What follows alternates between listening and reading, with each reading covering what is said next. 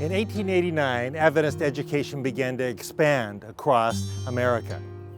Minnesota had their own school, Kansas had their own school, and the General Conference Education Director, W.W. Prescott, felt it would be much better for there to be a union school where there was one central location and a strong school could be created.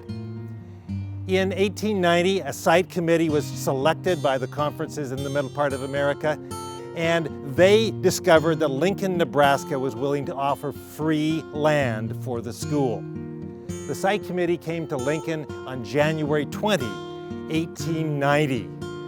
They loaded onto sleds and came down towards the southeast portion of Lincoln to this site where Union College now stands. One of the members of that committee, L.A. Hoops, the president of the Nebraska Conference, put his foot down on the top of a hill and he said, "This is the place where the cornerstone of the college building will be built." They were enamored with the site. It had a great view of the surrounding area. There were no trees visible anywhere. And within the next year and a half, the college began to rise. It was built with a clock tower, 2 dormitories, and this became the site where the vision for Christian education began to grow. As the college architect, William Sisley, designed and then built the college building, it had a clock tower on it. That clock tower was blank, it was empty. There was only a mast over where there should have been a clock. And it was that way for many years until the class of 1922 decided they wanted to gift the college a real true clock. They did all kinds of fundraisers. They spent close to $1,500. And finally the clock tower had a bell and a clock.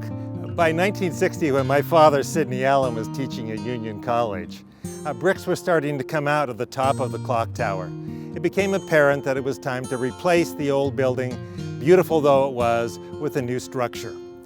And so the building came down in 1971, but the class of 1922 decided they wanted to preserve what they had done with the clock and the clock tower.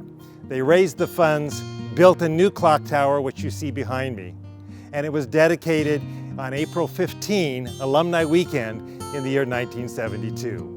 In the late 1890s, it was a thing on college campuses across America to build a rock pile. The class of 1896 began with a couple stones here in this location, but it was the class of 1898 that wanted to place a stone for each of their class members. The class scoured the fields around Union College and found these rocks. One of them they found was this large stone that's now at the top of the pile. It was so large they couldn't even move it. Eventually they found some help, loaded it onto a cart, and had it weighed. It weighed almost 2 tons. It was placed on the top of the pile, but none of the names were put on any of the other rocks. There is a plaque on this one that says class of '98 in it. 50 years later, when that class came back to look at these rocks that they had placed, they found them sort of in a jumble and decided to make some changes. They placed them in a little different position, put this cement sidewalk around it, and remembered their time back at Union College, realizing that if they're going to have any sort of immortality, it wasn't going to come from a pile of rocks, but it was going to come from their relationship with Jesus, the true cornerstone.